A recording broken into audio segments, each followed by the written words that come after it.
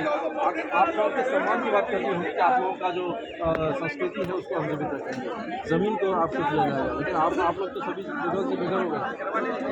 हम लोग बेघर में आज तक हमारे लोग 75 साल तक दोनों दल का सरकार के ऊपर भरोसा करती रही है, आज तक करती रही। इस कारण आज हमारा नस नस काट के सर तक पहुँच गए। अब आदिवासी समाज बर्दाश्त नहीं करेगी। लेकिन वर्तमान में जो प्रधानमंत्री हैं नरेंद्र मोदी भारतीय जनता पार्टी के हैं, और वो तो सबके लिए एक समान बात करते हैं कि भाई यहाँ पे एकदम बिल्कुल राम राज्य आ जाएगा और हर एक भारत का डंका बोल रहा है, और सभी के लिए, चाहे वो आदिवासी समाज से हों, दलित समाज से, तमिल समाज से हों, सबकी तरफ उनका ध्यान है। मणिपुर को आप नहीं देखे हैं, मणिपुर को नहीं देखे हैं, जहाँ बेटियों को एक तरफ कहा जाता है बेटी पढ़ाओ बेटी बचाओ बेटी पढ़ाओ का नारा दिया जाता है, एक तरफ इस देश की मूल मालिक की जो बेटियां हैं उनको नंगा सड़क पे घुमाई जाती है, और ये भी कहा जाता है कि हमने देश के प्रथम नागरिक राष्ट्रपति महोदय आदिवासी को बनाए हैं।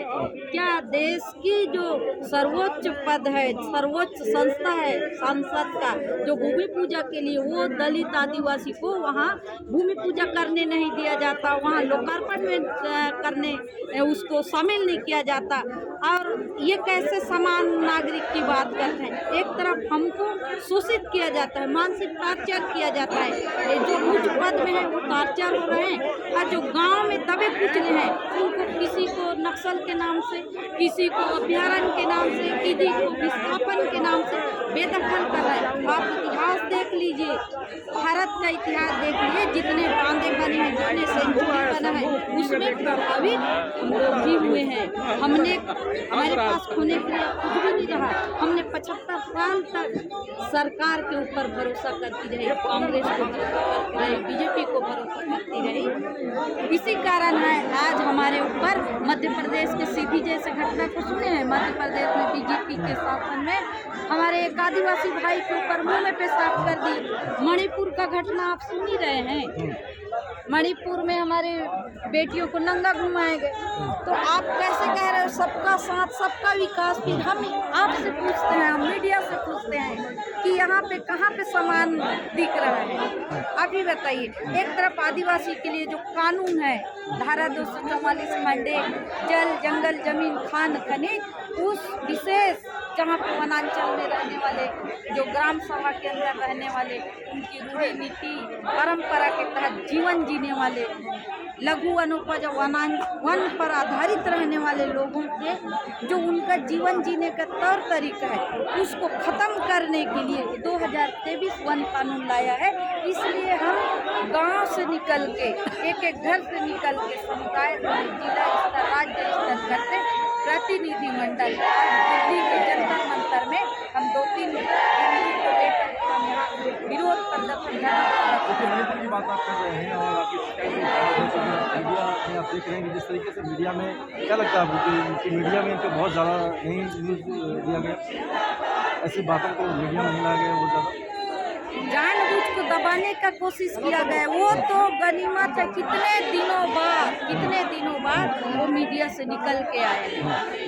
तो एक तरफ जो भारत की संविधान में जो बनी हुई है कानून, उसके बाद और खंगालने की जरूरत नहीं है। अगर खंगालती है तो सीधा केंद्र की जो सरकार है, उद्योगपति की जो सरकार है, पूंजीपति की जो सरकार है, उस कॉर्पोरेट घरानों को देने के मंशा से हमारे कानून, संस्कृति, रीति नीति, जल जंगल जमीन को भी डाका डालने का षड्यंत्र रचा जा रहा है। इसलिए हम लोग विरोध करते हैं। ये तो कह रहे हैं कि षड्यंत्र रचा जा रहा है, क्योंकि जल जिस तरीके से राष्ट्र का राज है, कहीं ना कहीं उसे छीनी हुई ऐसी लग रही है।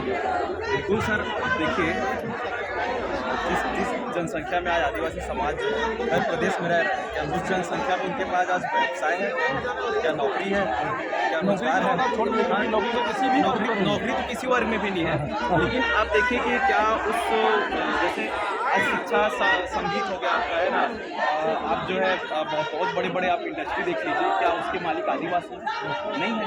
क्या जिस जनसंख्या के रूप में आदिवासी जो इस देश में रह रहा है, उस जनसंख्या के रूप में उनका प्रतिनिधित्व कहीं कहीं मुझे नज़र नहीं आता है, बिल्कुल नज़र नहीं आता है। तो लेकिन एक चीज़ देख रहे हैं, आपके आदिवासियों का प्रतिनिधित्व कौन करेगा, और क्या कोई ऐसा विकल्प है आपके पास में जिसको कि आपको प्रोजेक्ट करें और फिर उसके तरीके से आप लोगों को लाभ मिले? देखिए, आदिवासियों का प्रतिनिधित्व तो आदिवासी ही लोग करेंगे। हाँ, क्योंकि जो आदिवासी समाज से जो जुड़े हुए लोग हैं, जो आदिवासी समाज की भावनाओं को समझते हैं, जो वहाँ पे गांव से जो लोग आएंगे, है ना, जैसे भी लोग, तो ये सब एक होंगे, सहमत होंगे, तब जाके जो आदिवासी समाज के विकास के बारे में सोच पाएंगे।